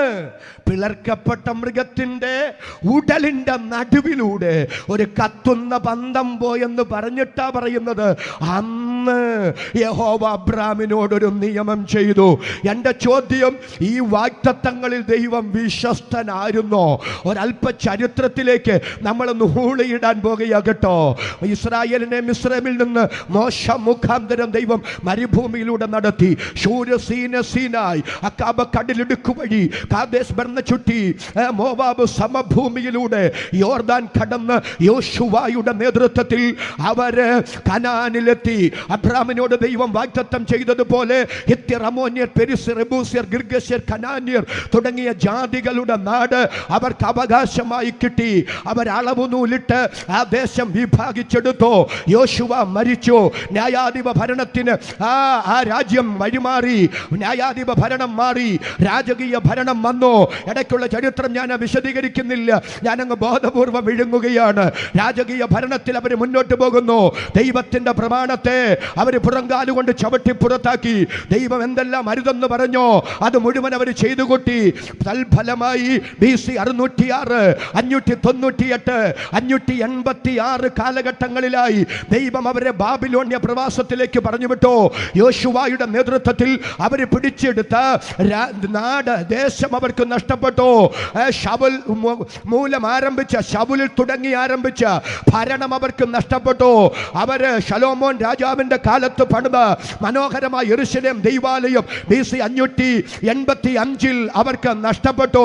ശരിക്കും പറഞ്ഞ രാജ്യമില്ലാതെ, ഭൂമിയില്ലാതെ, ദൈവാലയമില്ലാതെ അവർ 70 വർഷം ബാബിലോണ്യ പ്രവാസത്തിൽ കിടന്നു. എന്നാൽ ദൈവം തന്റെ ദാസന്മാരായ യെശയ്യാവിലൂടെ, യിരെമ്യാവിലൂടെ അരുളി ചെയ്തതുപോലെ ഒന്നാം ലോകൈക സാമ്രാജ്യമായ ബാബിലോണ്യ സാമ്രാജ്യത്തെ ചരിത്രത്തിൽ നിന്നും മാറ്റിക്കളഞ്ഞിട്ട് രണ്ടാം ലോകൈക സാമ്രാജ്യമായ മേദ്യൻ പേർഷ്യൻ സാമ്രാജ്യത്തെ ഉയർത്തിപ്പൊക്കിക്കൊണ്ടുവന്നു. അതിന്റെ സാമ്രാട്ടായ കോരേശ് യഹൂദന്മാർക്ക് അവന്റെ രാജ്യത്തേക്ക് മടങ്ങിപ്പോകാൻ അനുവാദം കൊടുത്തു. അങ്ങനെ സെരുബ്ബാബേലിന്റെ, ശെയല്തീയേലിന്റെ നേതൃത്വത്തിൽ 10,000 യഹൂദന്മാർ ഇസ്രായേലിലേക്ക് മടങ്ങി വന്നു. BC 536 മുതൽ 20 പരം കൊല്ലങ്ങൾ കൊണ്ട് അവർ ആ ദൈവാലയം പുതുക്കി പണിതു. അവർക്ക് ദേശം തിരിച്ചു കിട്ടി, പക്ഷെ അവർക്ക് ഭരണം തിരിച്ചു കിട്ടിയില്ല. 200 പരം കൊല്ലങ്ങൾ കഴിഞ്ഞപ്പോൾ മേദ്യൻ പേർഷ്യൻ സാമ്രാജ്യത്തെ ചരിത്ര സമുദായ കടലിലേക്ക് ചവിട്ടിത്താഴ്ത്തി മൂന്നാം ലോകൈക സാമ്രാജ്യമായ ഗ്രീക്ക് സാമ്രാജ്യം ഉയർന്നു പൊങ്ങി വന്നു. വിശദീകരിക്കുന്നില്ല. ഗ്രീക്ക് സാമ്രാജ്യം അവരെ ഭരിച്ചു. അലക്സാണ്ടറുടെ മരണശേഷം ഗ്രീക്ക് സാമ്രാജ്യം 4 വിഭജിക്കപ്പെട്ടു. അവരെ സിറിയ, അന്ത്യോക്യസ് എപ്പിഫാനസ് എന്ന സിറിയൻ രാജാവിന്റെ കീഴിലേക്ക് ഞെരിഞ്ഞമർന്നു. BC 165 കിസ്ലേവ് മാസം 25-ാം തീയതി അന്ത്യോക്യസ് എപ്പിഫാനസ് സെരുബ്ബാബേലിനാൽ പുതുക്കി പണിയപ്പെട്ട യെരൂശലേം ദൈവാലയം ഭാഗികമായി തകർത്തു. അതിൽ പന്നിയെ കൊണ്ടുവന്ന് യാഗമർപ്പിച്ച് അതിനെ അശുദ്ധമാക്കി. അധികം നാൾ കഴിയുന്നതിന് മുമ്പ് ഇവർ റോമനാധിപത്യത്തിലേക്ക് മാറി. യഹൂദന്മാരെ റോമൻ സാമ്രാജ്യം ഭരിച്ചു. റോമൻ സാമ്രാജ്യം അവർക്കൊരു താൽക്കാലിക ഭരണാധികാരിയെ കൊടുത്തു. അദ്ദേഹത്തിന്റെ പേര് ആന്റിപെട്രി. അദ്ദേഹം ഒരു ഏദോമ്യൻ. അദ്ദേഹം സ്വീകരിച്ച സ്ഥാനപ്പേരാണ് വലിയ ഹെരോദ രാജാവ്.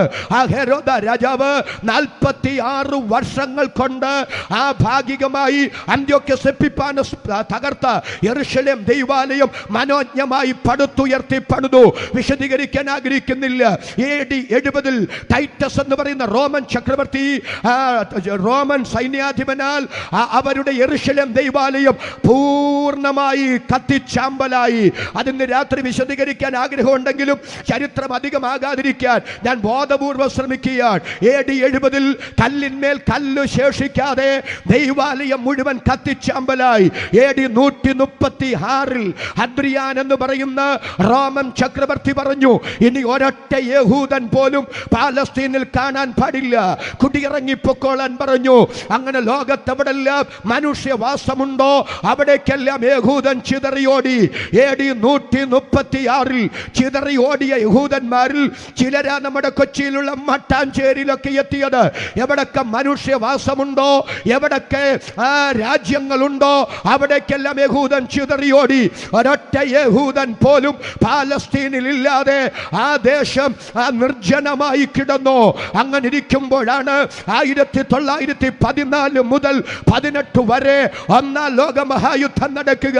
റഷ്യയുടെയും ജർമ്മനിയുടെയും നേതൃത്വത്തിൽ ലോക രാജ്യങ്ങൾ 2 ചേരികളായി തിരിഞ്ഞ് ഘോരഘോരം പോരാടുകയാണ്. Germany ജയിച്ചുകൊണ്ടിരിക്കുന്നു, Britain പരാജയപ്പെട്ടുകൊണ്ടിരിക്കുന്നു.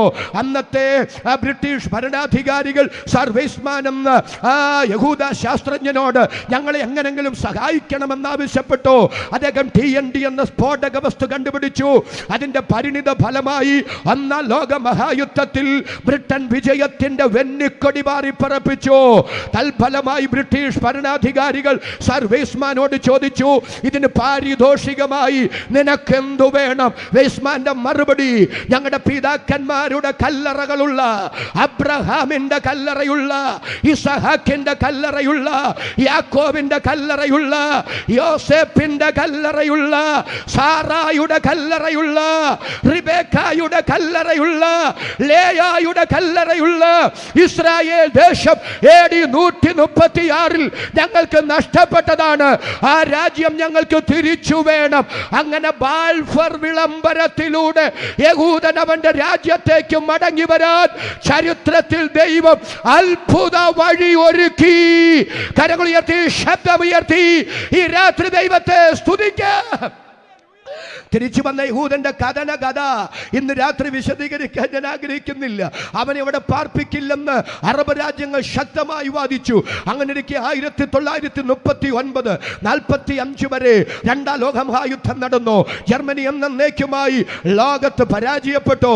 പുതിയൊരു വ്യവസ്ഥിതി വന്നു. ഐക്യരാഷ്ട്ര വ്യവസ്ഥിതി ലോകത്തുടലെടുത്തു. ഐക്യരാഷ്ട്ര സഭയിൽ ഈ ചൂടേറിയൊരു ചർച്ച വന്നു.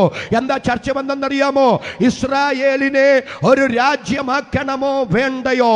ലോകത്തിലെ മിക്കവാറും രാജ്യങ്ങൾ പറഞ്ഞു അവർക്കൊരു രാജ്യം വേണം. പക്ഷേ ആശയക്കുഴപ്പം ഇതാ, പാലസ്തീനിൽ അവരെ രാജ്യമാക്കണോ? എന്താ അങ്ങനെ ചോദിക്കാൻ കാരണം? ചുറ്റും അറബ് രാജ്യങ്ങളാ, ശത്രു രാജ്യങ്ങളാ. അവരവിടെ സുരക്ഷിതരല്ല. മാത്രമല്ല ലോകത്തിനെന്നും അത് തലവേദനയാകും. അങ്ങനെ അറബ് രാജ്യങ്ങളുടെ ഇടയ്ക്ക് യഹൂദൻ എന്ന ഇസ്രായേൽ രാജ്യത്തെ സ്ഥാപിച്ചാൽ ലോകത്തിനെന്നും അത് പ്രതിസന്ധിയാകും. നെരിപ്പോടിനകത്തൂമി നീറുന്നത് പോലെ അതൊരിക്കലും പരിഹരിക്കാൻ കഴിയാത്ത നീറിയുള്ളൊരു പ്രശ്നമാകും. അതുകൊണ്ട് യഹൂദന് രാജ്യം വേണം, പക്ഷെ പാലസ്തീനിൽ വേണ്ട. മഹാഭൂരിപക്ഷം രാജ്യങ്ങൾ അഭിപ്രായപ്പെട്ടു, ഏകദേശ ധാരണയിലെത്തി. ആഫ്രിക്കയിൽ അല്പം ഭൂമി വേർതിരിക്കുക, അവിടെ അവരെ രാജ്യമാക്കുക. അല്ലെങ്കിൽ ഫ്രാൻസിൽ അല്പം ഭൂമി വേർതിരിക്കുക, അവിടെ രാജ്യമാക്കുക. ഏകദേശം ഫ്രാൻസിൽ അവർക്കൊരു പ്രത്യേക സ്ഥലം വേർതിരിച്ച് അവിടെ രാജ്യമാക്കാൻ തീരുമാനമായി. ഫ്രാൻസിൽ തീരുമാനമായെങ്കിലും അത് നടപ്പിലായില്ല. എന്താ നടപ്പിലാകാഞ്ഞെന്നറിയാമോ? പിളർക്കപ്പെട്ട മൃഗങ്ങളുടെ ഊടലിന്റെ നടുവിലൂടെ പോയി ഈ ദേശം ഞാൻ നിനക്കും നിന്റെ സന്തതിക്കും അവകാശമായി തന്നിരിക്കുന്നു എന്ന് എൻ്റെ ദൈവം അബ്രാമിനോട് ചെയ്ത നിയമമാണെങ്കിൽ ഐക്യരാഷ്ട്ര സഭ ഫ്രാൻസ് കൊടുക്കാൻ നോക്കിയാലും ആഫ്രിക്ക കൊടുക്കാൻ നോക്കിയാലും കാര്യം നടക്കിയല്ല. കാരണം കാര്യങ്ങൾ തീരുമാനിക്കുന്നത് ഐക്യരാഷ്ട്ര സഭയല്ല, സർവശക്തനായ ദൈവമാണ്. അതരം തുറന്നിന്ന് രാത്രി ദൈവത്തിന് സ്തോത്രം ചെയ്യാൻ മനസ്സുള്ളവരുടെ കരം ഞാൻ ഒന്നുകൂടെ കാണട്ടെ.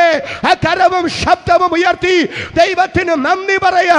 ഇന്ന് രാത്രി തിരിച്ചറിയുക, സകലത്തിന്റെയും പരമാധികാരി ദൈവമാണ്. സകലത്തെയും നിയന്ത്രിക്കുന്നത് അത്യുന്നതനായ സർവശക്തനായ നമ്മുടെ ദൈവമാണ്. അങ്ങനെ 1948 മെയ് മാസം 14 ടെൽ അവീവ് തലസ്ഥാനമാക്കി ഡേവിഡ് ബെൻ ഗൂറിയോൻ എന്ന ആദ്യത്തെ പ്രസിഡന്റ്, സർ വെയ്സ്മാൻ എന്ന ആദ്യത്തെ പ്രസിഡന്റ്, ഡേവിഡ് ബെൻ ഗൂറിയോൻ എന്ന ആദ്യത്തെ പ്രധാനമന്ത്രി. നക്ഷത്ര കൊടിയടയാളം, അതാണ് ദേശീയ പതാക. അത് അന്തരീക്ഷത്തിലേക്ക് ഉയർത്തിക്കൊണ്ട് ഇസ്രായേൽ എന്ന രാജ്യം ചരിത്രത്തിൽ നിലവിൽ വന്നു. ഇന്ന് ലോക രാജ്യങ്ങൾക്ക് അസൂയ തോന്നുമാറ് ആർക്കും പെട്ടെന്നൊന്നും ആക്രമിക്കാൻ മനസ്സ് വരാത്ത നിലയിൽ ഒത്തിരി പ്രാവശ്യം ചിന്തിച്ചിട്ട് മാത്രമേ ആ രാജ്യത്തിനെതിരെ അവരൊരു യുദ്ധത്തിന്റെ തയ്യാറെടുപ്പ് നടത്തൂ.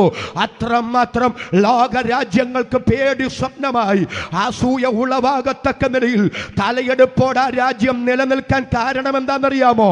ഒറ്റ മറുപടിയേ ഉള്ളൂ. മണർകാട് ദേശം ഇന്ന് രാത്രി അറിയണം അതിന്റെ കാരണം. ആ കാരണം എൻ്റെ ദൈവം തൻ്റെ വാഗ്ദത്തങ്ങളിൽ വിശ്വസ്തനായതുകൊണ്ട്. എത്ര പേർക്ക് കരവും കരവും ശബ്ദവും ഉയർത്തി ഈ രാത്രി ദൈവത്തിന് നന്ദി പറയാൻ കഴിയും. എന്റെ ദൈവം തന്റെ വാഗ്ദത്തങ്ങളിൽ വിശ്വസ്തൻ. പറയാൻ അവൻ മനുഷ്യനല്ല. അവൻ ഊവെന്ന് പറഞ്ഞാൽ ഊവെന്നും ഇല്ല എന്ന് പറഞ്ഞാൽ ഇല്ല എന്നുമാണ്. ഇത് സുവിശേഷ യോഗോ? നിങ്ങൾ ഓർത്ത് കാണും കെ.ജെ. തോമസ് പാസ്റ്റർ എന്തിനാ ഇതെല്ലാം കൂടെ പറഞ്ഞു വരുന്നെന്ന്. ടെൻഷൻ അടിക്കണ്ട, ഒരു പുതിയ നിയമ സന്ദേശത്തിലേക്ക് വരാനാ. പഴയ നിയമ ഇസ്രായേലിന്റെ അക്ഷരീക കനാന്റെ വാഗ്ദത്തത്തിന്റെ ഉറപ്പ് പിളർക്കപ്പെട്ട അക്ഷരീക മൃഗമാണ്. എന്നാൽ പുതിയ നിയമസഭയുടെ വാഗ്ദത്തത്തിന്റെ ഉറപ്പ് പിളർക്കപ്പെട്ട അക്ഷരീക മൃഗമല്ല.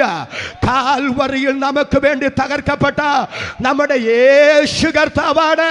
സ്വന്തം പുത്രനെ ആദരിയാതെ നമുക്കെല്ലാവർക്കും വേണ്ടി ഏൽപ്പിച്ചു തന്നവൻ അവനോട് കൂടെ. എത്ര പേർക്ക് സന്തോഷത്തോടെ ഈ രാത്രി സ്തോത്രം പറയാൻ കഴിയും? ദൈവത്തിന് നന്ദി. ആ വാഗ്ദത്തത്തിന്റെ ഉറപ്പ്, പുതിയ നിയമസഭയുടെ വാഗ്ദത്തം എന്താണ്? അതിന്റെ ഉറപ്പ് എന്താണ്? പെട്ടെന്ന് വായിച്ചു. എബ്രായ ലേഖനം 9-ാം അധ്യായം അതിന്റെ 15 മുതൽ 17 വരെയുള്ള വാക്യങ്ങൾ പ്ലീസ്. അതുനിമിത്തം ആദ്യ നിയമത്തിലെ ലംഘനങ്ങളിൽ നിന്നുള്ള വീണ്ടെടുപ്പിനായി ഒരു മരണമുണ്ടായിട്ട് നിത്യാവകാശത്തിന്റെ വാഗ്ദത്തം വിളിക്കപ്പെട്ടവർക്ക് ലഭിക്കേണ്ടുന്നതിന് അവൻ പുതിയ നിയമത്തിന്റെ മധ്യസ്ഥനാകുന്നു. അടുത്തത്, നിയമമുള്ളയിടത്ത് നിയമകർത്താവിന്റെ മരണം തെളിവാൻ ആവശ്യം. അടുത്തത്, മരിച്ച ശേഷമല്ലോ നിയമം സ്ഥിരമാകുന്നത്. മരിച്ച ശേഷമല്ലോ നിയമം സ്ഥിരമാകുന്നത്. എല്ലാവരും നല്ല ആമേൻ എന്ന് പറഞ്ഞ ആ വാക്കിന് എന്താ അതിന്റെ ആശയം എന്നറിയോ? ശ്രദ്ധിച്ചു കേൾക്കണേ. പുതിയ നിയമസഭയുടെ വാഗ്ദത്തം എന്ത്? മറുപടി, നിത്യാവകാശത്തിന്റെ വാഗ്ദത്തം.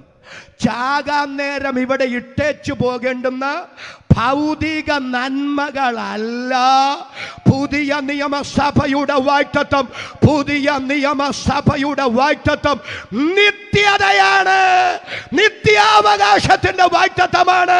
എന്നോട് ചേർന്ന് തന്റെ ഇടത്തോടെ അതിന് ആമേൻ പറയാൻ മനസ്സുണ്ടെങ്കിൽ അവർ മാത്രം കരമുയർത്തി ശബ്ദമുയർത്തി ദൈവത്തിന് നന്ദി പറയാ. ആ നിത്യതയുടെ വാഗ്ദത്തത്തിന്റെ ഉറപ്പ് എന്നാ? ഇവിടെ പറയാ, ഒരു മരണമുണ്ടായിട്ട് നിത്യാവകാശത്തിന്റെ വാഗ്ദത്തം. ഇനി മരിച്ച ശേഷമല്ലോ നിയമം പ്രാബല്യത്തിൽ വരുന്നത്. ഡിയാത്തിക്ക് എന്ന പദമാണ്, വളരെ ശ്രദ്ധിച്ചേക്കണം. അതിന്റെ ആശയം എന്താണെന്നറിയാവും? അത് വിൽപ്പത്രത്തോട് ബന്ധപ്പെട്ടതാണ്. എൻ്റെ പേര് തന്നെ പറഞ്ഞേക്കാം. അപ്പോൾ മണർകാട്ടുകാർക്ക് സങ്കടമില്ല. മണർകാട്ട് ഒരു തോമസ് ചേട്ടൻ ഉണ്ടെന്നിരിക്കട്ടെ. തോമസ് ചേട്ടന് 5 ഏക്കർ റബ്ബർ തോട്ടമുണ്ട്, 4 ആൺമക്കളുമുണ്ട്. ഓരോ മക്കൾക്കും ഓരോ ഏക്കർ വെച്ച് തോമസ് ചേട്ടൻ വീതം വെച്ച് കൊടുത്തു. അവസാനത്തെ 1 ഏക്കർ തൻ്റെ ഭാര്യയുടെയും പേര് കിടക്കുകയാണ്. പക്ഷെ അദ്ദേഹം വിൽപ്പത്രം എഴുതി. അദ്ദേഹം നല്ല ഭക്തനായ വിവേകമുള്ളൊരു മനുഷ്യനാണ്. അദ്ദേഹം വിൽപ്പത്രം എഴുതിയപ്പോൾ ഇങ്ങനെ എഴുതി, ഇത് എൻ്റെ ഏറ്റവും ഇളയ മകൻ ടോമിച്ചനും കുടുംബത്തിനുമുള്ളതാണ് ഞങ്ങളുടെ മരണശേഷം. പക്ഷെ വിൽപ്പത്രം എഴുതി കുറച്ചു നാൾ കഴിഞ്ഞപ്പോഴാ തോമസ് ചേട്ടന് മനസ്സിലാകുന്നത് ടോമിച്ചനും ഭാര്യയെ നോക്കുന്നത് അത്ര ഒക്കുന്നില്ല. ഉടനെ അദ്ദേഹം പറഞ്ഞടാ, വിൽപ്പത്രം എഴുതിയെന്നും പറഞ്ഞ് അധികം നിഗളിക്കണ്ട, ഞങ്ങൾക്കൊരു കുഴപ്പവും ഇല്ല. മര്യാദയ്ക്ക് ഞങ്ങളെ നോക്കിയാൽ 1 ഏക്കർ നിനക്കും ഭാര്യയ്ക്കും കിട്ടും. അല്ലെങ്കിൽ ഇത് ഞങ്ങൾ തിരുത്തി എഴുതി മൂത്ത മോൻ അലക്സിന് വെക്കും. മൂത്ത മകൻ അലക്സിന് ഇത് എഴുതി കൊടുക്കുമെന്ന് പറഞ്ഞത് ടോമിച്ചൻ്റെ ഭാര്യ എടുത്തു ചാടി അമർഷം കൊണ്ട് പ്രതികരിക്കാൻ പറയുക. ഉടനെ ടോമിച്ചൻ കണ്ണടച്ച് കാണിച്ചിട്ട് പറഞ്ഞു, നീ ഒന്ന് ശാന്തമാകെ, വേഗവോളം നിൽക്കാമെങ്കിൽ 6 നിൽക്കരുതോ? ഇത് നമ്മുടെ അപ്പൻ്റെ കാലമല്ല. ഇപ്പം മണർകാട്ട് സെൻറ്റിന് 5 ലക്ഷമൊക്കെയാണ്. 1 ഏക്കർ പോയിട്ട് 1 സെൻറ്റ് മേടിക്കാൻ നമ്മളെ കൊണ്ട് നടക്കുകയില്ല. അതുകൊണ്ട് അല്പം ക്ഷമയോടെ കാത്തിരുന്നാൽ കിട്ടാൻ പോകുന്നത് 1 ഏക്കറാണ്. പ്രതിഷേധം പ്രകടിപ്പിക്കണമെന്നൊക്കെ ആഗ്രഹം ഉണ്ടെങ്കിലും 1 ഏക്കറിൻ്റെ കാര്യം ഓർത്ത് അവൾ അങ്ങ് മൗനമായി സമ്മതിച്ച് മാറി നിന്നു. കുറച്ച് വർഷങ്ങൾ കഴിഞ്ഞ് കേട്ടോ, നമ്മുടെ തോമസ് ചേട്ടനും ഭാര്യയും ലോകത്തിൽ നിന്നും മാറ്റപ്പെട്ടു. നാട്ടുകാരുടെ മുമ്പിലൊക്കെ ഇവർ സങ്കടം അഭിനയിക്കുന്നുണ്ടെങ്കിലും മനസ്സിലൊരാശ്വാസം. എന്താ ആശ്വാസം? അപ്പനും അമ്മയും മരിച്ചു, വിൽപ്പത്രം ഞങ്ങൾക്ക് ഉറപ്പായി, ഇനി ഒരലക്സും അത് തട്ടിക്കൊണ്ട് പോവുകയില്ല. ഒരു നല്ല ആമേനെന്ന് പറ. വിൽപ്പത്രം എപ്പോഴാ ഉറപ്പാകുന്നത്? വിൽപ്പത്രം എഴുതിയ ആള് മരിക്കുമ്പോഴാ. എന്താ ഇവിടെ പറയുന്നത്? ഒരു മരണമുണ്ടായിട്ട് നിത്യാവകാശത്തിന്റെ വാഗ്ദത്തം. ഇന്ന് രാത്രി മണർകാട് ദേശമേ, യേശുവിന്റെ ക്രൂശ് എന്താ? ക്രൂശിലൂടെയുള്ള സന്ദേശം എന്താ? ഇന്നേക്ക് 2020 വർഷങ്ങൾക്ക് പിറകിൽ തലയിൽ മുൾക്കിരീടം ചൂടപ്പെട്ട്, കണ്ണുകെട്ടി തല്ലപ്പെട്ട്, മുഖത്ത് തുപ്പലേൽക്കപ്പെട്ട്, പുറമുഴുവുചാല് പോലെ അടിച്ചു കീറപ്പെട്ട്, ഭാരമേറിയ മരക്കുരിശും ചുമലിലെന്തി യെരൂശലേം തെരുവീഥിയിലൂടെ വീണ്ടും എണീറ്റും വീണ്ടും തടന്നു നീങ്ങി തലയോടണമെന്ന ഗോൽഗോത്ത മലയുടെ മുകളിൽ ഇരു കള്ളന്മാരുടെ നടുവിൽ അസ്ഥികട ബന്ധമെല്ലാം വിച്ഛേദിക്കപ്പെട്ട് മുൾക്കിരീടം ചൂടിയ തല മറ്റൊരിടത്തും ചായ്ച്ചു വെക്കാൻ ഇടമില്ലാതിരുന്നത് കൊണ്ട് സ്വന്തം തോളോട് ചായ്ച്ചു വെച്ച് എന്റെ രക്ഷിതാവ് പ്രാണനെ വെടിയുമ്പോൾ ആ മരണത്താൽ എനിക്കൊരു കാര്യം ഉറപ്പാക്കി തന്നു. ഏതു കാര്യം? എന്റെ നിത്യത. ആ ബോധ്യമുള്ള ദൈവമക്കളുടെ കരം ഞാൻ ഒന്നുകൂടെ കാണട്ടെ. ആ കരവ് ശബ്ദവും ഉയർത്തി ദൈവത്തിന് നന്ദി പറയാ. Hallelujah, hallelujah. അതുകൊണ്ടല്ലേ പൗലോസ് പറയുന്നത്, നാം ഈ ആയുസ്സിൽ മാത്രം ക്രിസ്തുവിൽ പ്രത്യാശ വച്ചിരിക്കുന്നെങ്കിൽ സകല മനുഷ്യരിലും ആരിഷ്ടന്മാരത്രേ. ഇന്ന് രാത്രി പറ, യേശു ക്രിസ്തുവിന്റെ ക്രൂശും മരണം മൂലം എനിക്ക് കിട്ടിയ ഭാഗ്യം വീടല്ല, വണ്ടിയല്ല, മക്കൾ വിദേശത്ത് പോയതല്ല, അതൊക്കെ ദൈവം തന്നതാ. അതിനൊക്കെ സ്തോത്രം. അതിനേക്കാളെല്ലാം ഉപരി എൻ്റെ രക്ഷിതാവിൻ്റെ ക്രൂശും മരണം മൂലം എനിക്ക് കിട്ടിയ ഉറപ്പ്, ഇന്ന് രാത്രി വീണു മരിച്ചാൽ, ഇന്ന് രാത്രി കണ്ണടച്ചാൽ ചെല്ലുന്നത് എൻ്റെ നാഥന്റെ അടുക്കലാണെന്നുള്ള ഉത്തമമായ ബോധ്യമാണ്. യേശു ക്രിസ്തുവിൽ ആയി തീർന്നതിനാൽ മരണഭയം, ഭീതി മാറി. എത്ര സന്തോഷം! കര ഉയർത്തി ഒരിക്കൽ കൂടി ഈ രാത്രി ദൈവത്തെ സ്തുതിക്കാം. ആ തിരിച്ചറിവുണ്ടോ? ഹല്ലേലൂയ. പുതിയ നിയമസഭയുടെ വാഗ്ദത്തം നിത്യതയാണ്. അതിൻ്റെ ഉറപ്പ് ക്രൂശിക്കപ്പെട്ട ക്രിസ്തുവാണ്.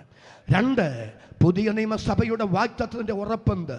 എബ്രായ ലേഖനം 6-ാം അധ്യായം 18 മുതൽ 20 വരെ വാക്യം ഒന്ന് വായിച്ച് ഒരു ചെറിയ വിശദീകരണം തന്ന് എൻ്റെ വാക്കുകൾ നിർത്താം. എബ്രായ ലേഖനം 6-ാം അധ്യായം 18 മുതൽ 20 വരെ. അങ്ങനെ നമ്മുടെ മുമ്പിൽ വച്ചിട്ടുള്ള പ്രത്യാശ പിടിച്ചുകൊള്ളുവാൻ ശരണത്തിനായി ഓടി വന്ന നാം മാറിപ്പോകാത്തതും ദൈവത്തിന് ഭോഷ്കു പറവാൻ കഴിയാത്തതുമായ 2 കാര്യങ്ങളാൽ ശക്തിയുള്ള പ്രബോധനം പ്രാപിപ്പാൻ ഇടവരുന്നു. അടുത്തത്, ആ പ്രത്യാശ നമുക്ക് ആത്മാവിന്റെ ഒരു നങ്കൂരം തന്നെ. അത് നിശ്ചയവും സ്ഥിരവും തിരശീലയ്ക്കകത്തേക്ക് കടക്കുന്നതുമാകുന്നു. അവിടേക്ക് യേശു മൽക്കീസദേക്കിന്റെ ക്രമപ്രകാരം എന്നേക്കും മഹാപുരോഹിതനായി മുമ്പുകൂട്ടി നമുക്ക് വേണ്ടി പ്രവേശിച്ചിരിക്കുന്നു. കരങ്ങൾ ഉയർത്തി ഒരിക്കൽ കൂടി ഈ രാത്രി ദൈവത്തിന് നന്ദി പറയാം. ആ വാക്യം ലളിതവൽക്കരിച്ച് ഞാൻ ഇങ്ങനെ പറയാം. യേശു ക്രിസ്തുവിന്റെ ഉയർത്തെഴുന്നേൽപ്പും യേശുവിന്റെ സ്വർഗാരോഹണവും നടക്കുന്നിടം വരെ നിത്യത മനുഷ്യന് അവ്യക്തതയുടെ കരിമ്പടം കൊണ്ട് മൂടപ്പെട്ട് കിടക്കുകയായിരുന്നു. മരണാനന്തര ജീവിതത്തെ സംബന്ധിച്ച്, നിത്യതയെ സംബന്ധിച്ച് പൂർണ്ണ ബോധ്യമുണ്ടായിരുന്നില്ല. അവ്യക്തതയുടെ കരിമ്പടം കൊണ്ട് അത് മൂടപ്പെട്ടിരുന്നു. എന്നാൽ എബ്രായ ലേഖകൻ പറയുകയാണ്, ആ അവ്യക്തതയുടെ കരിമ്പടം ഇന്നവിടെ ഇല്ല. എന്റെ രക്ഷിതാവ് അവ്യക്തതയുടെ കരിമ്പടത്തെ തന്റെ ഉയർത്തെഴുന്നേൽപ്പിനാൽ മാറ്റിക്കളഞ്ഞു. ഇന്ന് നിത്യത, ഇന്ന് മരണാനന്തര ജീവിതം നമുക്ക് അവ്യക്തമല്ല, അത് ഉറപ്പാണ്, അത് നിശ്ചയമാണ്. കരങ്ങൾ ഉയർത്തി ഒരിക്കൽ കൂടി ഈ രാത്രി ദൈവത്തിന് നന്ദി പറയാ. ഒരു കാര്യം പറയാതിരിക്കാൻ പറ്റിയല്ല. എന്നെ ഏറ്റവും കൂടുതൽ വേദനിപ്പിച്ചിട്ടുള്ള ഒരു പ്രസ്താവനയാ. ചിലരോടൊക്കെ ചോദിച്ചിട്ടുണ്ട്, ഭക്തരാ കേട്ടോ, ഭയങ്കര ഭക്തരാ, അച്ഛാ സ്വർഗത്തിൽ പോകണ്ടേ, അമ്മാമേ കർത്താവ് വരുമ്പോ പോകണ്ടേ? അല്ലെ നരകത്തിൽ പോകില്ലേ? ഉടനെ പറഞ്ഞ പാസ്റ്റേ അതല്ല ഇവിടെ തന്നെയാണ്. ഒരു നല്ല ആമേനെന്ന് പറ. അതല്ല ഇവിടെ തന്നെ. ഏത്? സ്വർഗവും ഇവിടെ, നരകവും ഇവിടെ. നല്ലത് ചെയ്താൽ നല്ലത് ഇവിടെ കിട്ടും, മോശം കാര്യം ചെയ്താൽ മോശം കാര്യം ഇവിടെ കിട്ടും. ഇതിനപ്പുറത്തൊരു നിത്യതയെ സംബന്ധിച്ച് മനുഷ്യൻ ബോധവാന്മാരല്ല, ബോധവതികളല്ല. എന്നാൽ ഇന്ന് രാത്രി ഞാൻ പറയാം, മരിച്ചു മണിക്കൂറുകൾ കഴിഞ്ഞ് കോടിക്കണക്കിന് ബാക്ടീരിയ മനുഷ്യ ശരീരത്തിൽ പ്രവേശിച്ച് ചീഞ്ഞു നാറി മണ്ണിന് വളമായി നാം ഇവിടം കൊണ്ട് അവസാനിക്കേണ്ടവരല്ല.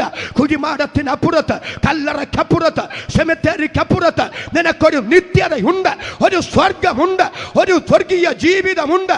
അത് സ്വർഗം എനിക്ക് ഉറപ്പാക്കി തന്ന ഉറപ്പാണ് യേശുവിന്റെ ഉയർത്തെഴുന്നേൽപ്പ്, യേശുവിന്റെ സ്വർഗാരോഹണോ. എത്ര പേർക്ക് സ്തോത്രം പറയാൻ മനസ്സുണ്ട്? അവർക്കായി ഞാൻ ദൈവത്തെ സ്തുതിക്കുന്നു. തുള്ളിച്ചാടാൻ പ്രേരിപ്പിക്കുന്ന ഒരു പദവാ അവിടേക്ക് യേശു. എവിടേക്ക്? നിത്യതയിലേക്ക് യേശു. ഒരു സ്തോത്രം ഒന്നുകൂടെ പറഞ്ഞു. മനസ്സിലായില്ല? കരങ്ങൾ ഉയർത്തി ഒരിക്കൽ കൂടി നല്ല ആമേൻ പറയാം. എബ്രായ ലേഖനം എന്താ അവിടെ സമർത്ഥിക്കുന്നെന്ന് വ്യക്തമാക്കാം. പഴയ നിയമത്തിലെ ദൈവാലയം, ആണ്ടിലൊരിക്കൽ മഹാപുരോഹിതൻ ആ ദൈവാലയത്തിന്റെ അതിവിശുദ്ധ സ്ഥലത്തേക്ക് പോകും. എങ്ങനാ പോകുന്നേ? ആട്ടുകൊറ്റന്മാരുടെയും പശുക്കിടാക്കളുടെയും രക്തം കൊണ്ട്. ആ മഹാപുരോഹിതനല്ലാതെ വേറെ ആർക്കും അതിവിശുദ്ധ സ്ഥലത്തേക്ക് പ്രവേശനമില്ല.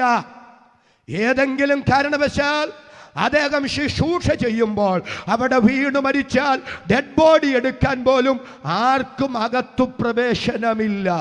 ആണ്ടിലൊരിക്കൽ മഹാപുരോഹിതനും മാത്രം അവിടെ പ്രവേശിക്കാം. എങ്ങനെ അദ്ദേഹം പ്രവേശിക്കുന്നത്?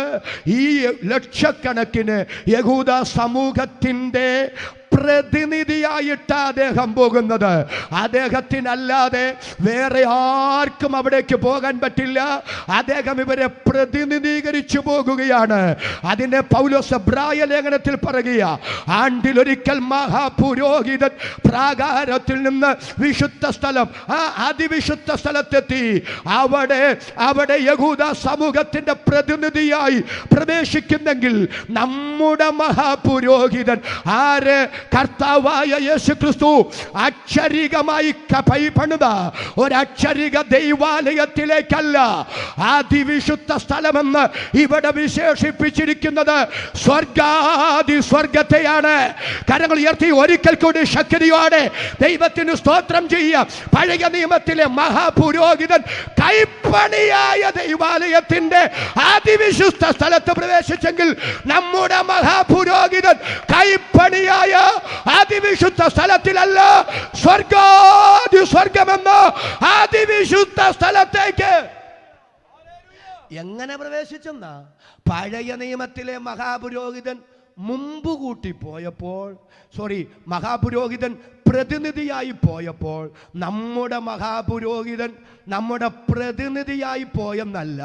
എല്ലാവരും ഒന്ന് സ്തോത്രം ചെയ്ത് പറഞ്ഞ് മുമ്പ് കൂട്ടി.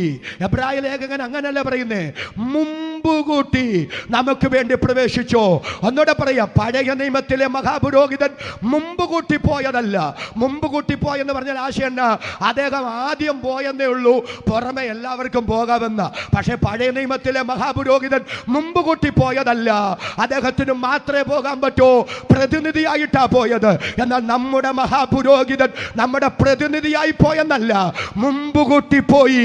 എന്താ അതിന്റെ അർത്ഥമെന്നറിയാമോ? എൻ്റെ യേശു പോയിടത്തേക്ക് ഇനി നമുക്കും പോകാം. എത്ര പേർക്ക് ഇന്ന് രാത്രി ആധാരം തുറന്ന് ദൈവത്തിന് സ്തോത്രം ചെയ്യാൻ കഴിയും? നമ്മുടെ കർത്താവ് പോയിടത്തേക്ക് ഇനി നമുക്ക് പോകാം. നമ്മുടെ കർത്താവ് എന്താ പറഞ്ഞത്? യോഹന്നാന്റെ സുവിശേഷം 8-ാം അധ്യായം, ഞാൻ സ്വർഗത്തിൽ നിന്ന് ഇറങ്ങി വന്നു, ഞാൻ എവിടേക്ക് തന്നെ പോകുന്നു? സ്വർഗത്തിലേക്ക് തന്നെ പോകുന്നു. യേശു പറഞ്ഞു, ഞാൻ സ്വർഗത്തിൽ നിന്ന് ഇറങ്ങി വന്ന ജീവനുള്ള അപ്പമാകുന്നു. സ്വർഗത്തിൽ നിന്ന് ഇറങ്ങി വന്ന് സ്വർഗത്തിലേക്ക് കയറിപ്പോയ മനുഷ്യപുത്രൻ. അങ്ങനെയാണെങ്കിൽ എൻ്റെ രക്ഷിതാവ് സ്വർഗത്തിൽ എനിക്ക് വേണ്ടി മുൻപ് കൂട്ടി പോയെന്ന് പറഞ്ഞാൽ എൻ്റെ യേശു പോയിടത്തേക്ക് ഇനി എനിക്കും പോകാം. എപ്പോൾ പോകാം? കർത്താവ് താൻ ഗംഭീരനാദത്തോടും പ്രധാന ദൂതന്റെ ശബ്ദത്തോടും ദൈവത്തിന്റെ കാഹളത്തോടും കൂടെ സ്വർഗത്തിൽ നിന്ന് ഇറങ്ങി വരുമ്പോൾ എല്ലാവരും ആധാരം തുറന്ന് ഇന്ന് രാത്രി സ്തോത്രം ചെയ്തു പറ. കർത്താവ് താൻ ഗംഭീരനാദത്തോടും പ്രധാന ദൂതന്റെ ശബ്ദത്തോടും ദൈവത്തിന്റെ കാഹളത്തോടും കൂടെ സ്വർഗത്തിൽ നിന്ന് ഇറങ്ങി വരുമ്പോ ക്രിസ്തുവിൽ മരിച്ച കോടാനുകോടി വിശുദ്ധന്മാർ, വിശുദ്ധമതികൾ കല്ലറകളെ ഭേദിച്ച് കുഴിമാടങ്ങളെ പിളർന്ന് ഉയർത്തെഴുന്നേറ്റു വരോ. ജീവനോടെ ശേഷിക്കുന്ന നാം അവരോട് ഒരുമിച്ച് യേശുവിനെ എതിരേൽപ്പാൻ ആകാശമേഘങ്ങളിൽ എടുക്കപ്പെടോ. ആ ഉറപ്പുള്ളവരുടെ കരം ഞാൻ ഒന്നുകൂടെ കാണട്ടെ. കരവും ശബ്ദവും ഉയർത്തി ദൈവത്തെ സ്തുതിക്ക. എല്ലാവരും ദൈവസ്ഥലം എഴുന്നേറ്റ് നിൽക്കുക. ഇപ്പൊ ആരാ ഗ്രൗണ്ട് വിട്ട് പോകരുത്. കൊയർ മുന്നോട്ട് വരും. Hallelujah, hallelujah. ദൈവത്തെ ഓർത്ത് ഇപ്പം ആരും പോകരുതേ. എനിക്കറിയാം അല്പം സമയം പോയെന്നറിയാം. എബ്രായ ലേഖനം 10:23 പ്രത്യാശയുടെ സ്വീകാര്യം. എല്ലാവരും ഉറക്കെ എന്നോട് ചേർന്നൊന്ന് പറഞ്ഞേ. പ്രത്യാശയുടെ സ്വീകാര്യം മുറുകെ പിടിച്ചുകൊള്ളുക. വാഗ്ദത്തം ചെയ്തവൻ വിശ്വസ്തനല്ലോ. എല്ലാവരും ഒന്ന് സ്തോത്രം ചെയ്ത് പറഞ്ഞേ. വാഗ്ദത്തം ചെയ്തവൻ വിശ്വസ്തനല്ലോ. എൻ്റെ ദൈവം വാഗ്ദത്തങ്ങളിൽ വിശ്വസ്തനാണോ? അതെ, അതിൻ്റെ ഉറപ്പല്ലേ ഇന്നത്തെ ഇസ്രായേൽ എന്ന രാജ്യം, യഹൂദൻ എന്ന ജനവിഭാഗം ഇന്നും മണ്ണിൽ നിലനിൽക്കുന്നത്. ഇസ്രായേൽ എന്ന രാജ്യം പാലസ്തീനിൽ ഉള്ളത്. എൻ്റെ ദൈവം തൻ്റെ വാഗ്ദത്തങ്ങളിൽ വിശ്വസ്തനാണ് എന്നതിൻ്റെ തെളിവല്ലേ. പഴയ നിയമ ഇസ്രായേലിൻ്റെ വാഗ്ദത്തത്തിൻ്റെ ഉറപ്പ് പിളർക്കപ്പെട്ട കേവലം മൃഗങ്ങളായിരുന്നെങ്കിൽ പുതിയ നിയമസഭയുടെ വാഗ്ദത്തത്തിന്റെ ഉറപ്പ് പിളർക്കപ്പെട്ട അക്ഷരിക മൃഗമല്ല, കാൽവറിയിൽ തകർക്കപ്പെട്ട യോസേപ്പിന്റെ കല്ലറയിൽ അടക്കപ്പെട്ട് ഉയർത്തെഴുന്നേറ്റ് സ്വർഗാരോഹണം ചെയ്ത എൻ്റെ യേശുവാണെങ്കിൽ ആ വാഗ്ദത്തങ്ങളിൽ എൻ്റെ ദൈവം എത്രയധികം വിശ്വസ്തനാണ്. ഏതാണ് ആ വാഗ്ദത്തം? 37-ാമത്തെ വാക്യം എബ്രായ ലേഖനം 10:37. അറിയാവുന്നവർ ഒരുമിച്ചെന്ന് പറ. ഇനി അല്പകാലം കഴിഞ്ഞിട്ട് എല്ലാവരും കരം ഉയർത്തി പിടിച്ച് ഇന്ന് രാത്രി സ്തോത്രം ചെയ്തു പറ. ഇനി അല്പകാലം കഴിഞ്ഞിട്ട് വരുവാനുള്ളവൻ വരും.